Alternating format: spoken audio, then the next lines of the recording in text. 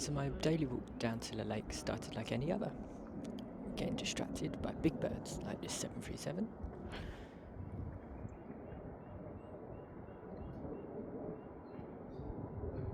I then headed to my favourite spot in the park.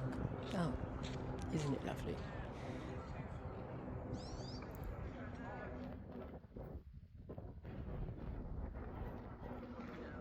Then I look down and see this.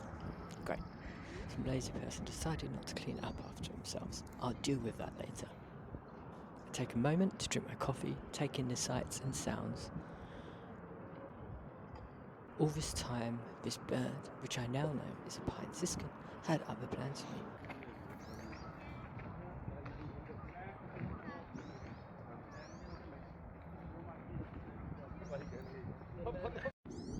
It decided to defecate over me.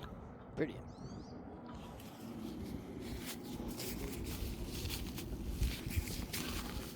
So I picked up the rubbish.